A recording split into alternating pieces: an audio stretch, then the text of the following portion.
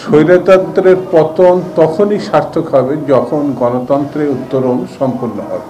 অনেক সরকারের কাছ থেকে তারা সুবিধা গ্রহণ করেছে। আমাদের এই ছেলেমেয়েরা কারোর চোখ হারিয়েছে, কারোর হাত হারিয়েছে, কারোর পা হারিয়েছে, তাদের যথাযথ চিকিৎসা কিন্তু ব্যবস্থা হয় নাই। সেটি যেন করা হয়, কারণ এটি ইতিহাসের দায়মুক্তির জন্য। কারণ ভবিষ্যতে এরা থাকবে না যারা ক্ষমতায় আছে, কিন্তু ঘটনা থেকে যাবে।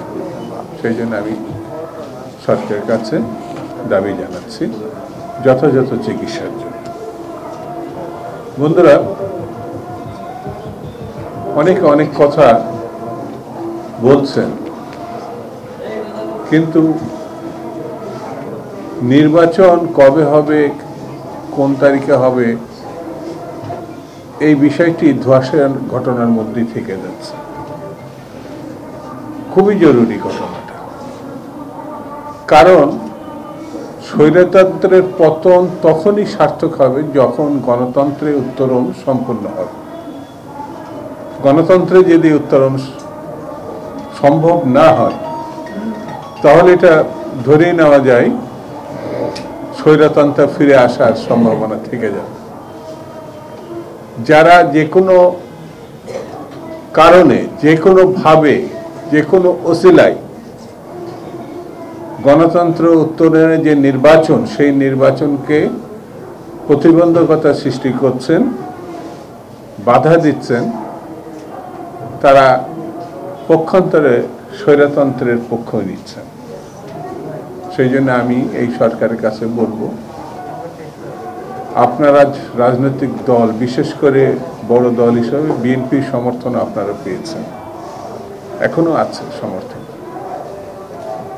কিন্তু সেটি অবমূল্যায়ন করা ঠিক হবে না। বিএনপি প্রায় 16টা বছর ধরে গণতন্ত্রের জন্য সংগ্রাম করে, স্বৈরতন্ত্রের বিরুদ্ধে। যারা আজকে স্বৈরতন্ত্রের পতনে বিএনপির ভূমিকাকে খাটো করে দেখছেন, তাদের বলবো, বিএনপি যখন আন্দোলন শুরু করেছিল, যাদের বয়স এখন 26 থেকে 28-এর মধ্যে, তারা তখন শিশু ছিল। হিসাব করলে দেখা যাবে তাদের ভাতও মায়েরা খাওয়াই দিত বোধহয়।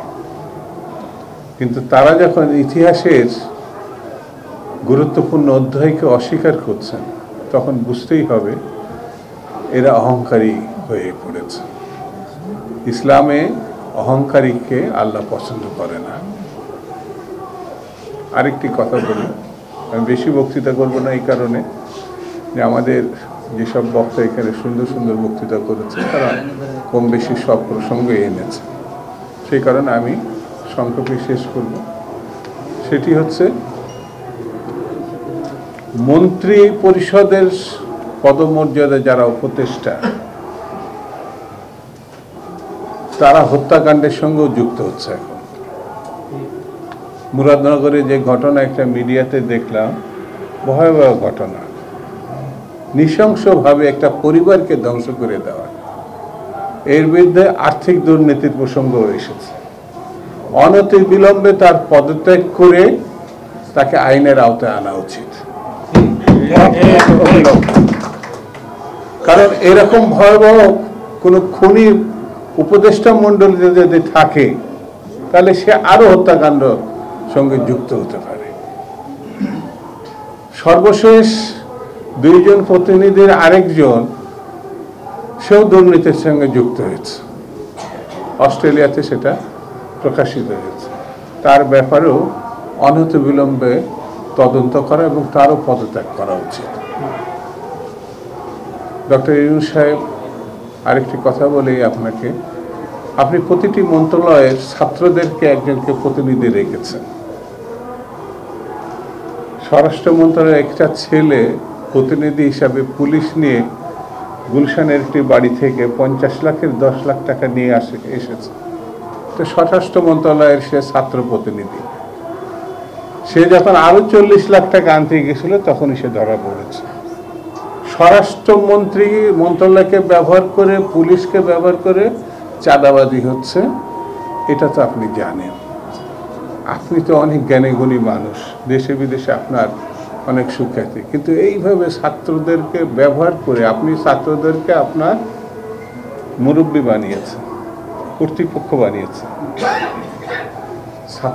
ছাত্র অঙ্গন এবং শিক্ষা ব্যবস্থা তো আপনি ধ্বংস করে ফেলেছেন। একটু দায় আপনার দেওয়া উচিত। এর থেকে বেরিয়ে আসার একটি পথ, একটি গণতান্ত্রিক সরকার প্রতিষ্ঠা করা।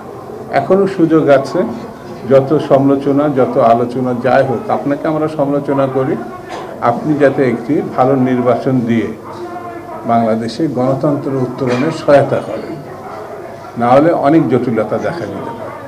সেই জন্যে যে কোনোভাবে যে কোনো উপায়ে আপনাকে ডিসেম্বর টু ফেব্রুয়ারির মধ্যেই নির্বাচন সম্পন্ন করতে হবে। আর তা যদি সম্ভব না হয়, এটা হুমকির কথা না, এটা আপনাকে সতর্ক করা। বাংলাদেশে কোনো স্বৈরতন্ত্র কিন্তু ভালো নির্বাচন ছাড়া রেহাই পায়নি। ঠিক। আপনি এখনো পর্যন্ত আপনার পথ খোলা আছে, আপনি একটি ভালো নির্বাচন দিবেন, এটা জাতি প্রত্যাশা করে, আমরা প্রত্যাশা করি, এবং জাতিকে রক্ষা কবচ হিসাবে আমরা আপনাকে দেখতে চাই। সর্বশেষ কথাটা হচ্ছে, যারা চাঁদাবাজি করছেন, দল গঠন করছেন এবং বিএনপির বিরুদ্ধে কথা বলছেন, তাদেরকে আমি বলবো, এই সময় না, আরও সময় আছে। ঠিক ঠিক। সরকারের কোলে বসে অনেক কিছু করা যায়, কিন্তু সরকার যদি না থাকে আপনাদের কি পরিণতি হবে যদি আপনারা না ভাবেন, তাহলে এটা ভুল হয়ে যাবে। ভবিষ্যতে আমরা তো রাজনীতির জন্য জেল খেটেছি, গণতন্ত্রের জন্য জেল খেটেছি, আমাদের মতো হাজার হাজার মানুষ গুম হয়েছে, শহীদ হয়েছে গণতন্ত্রের জন্য। কিন্তু আপনারা তো জেলে যাবেন খুনের জন্যে, লুটপাটের জন্যে, চাঁদাবাজির জন্য। এটা একবার মাথার মধ্যে নেন। এখন আপনাকে ব্যবহার করে যারা উপদেষ্টা মণ্ডলীর সদস্য এবং ক্ষমতা ব্যবহার করছেন, তারা কিন্তু আপনাদেরকে সেই সময় সহায়তা করবে না।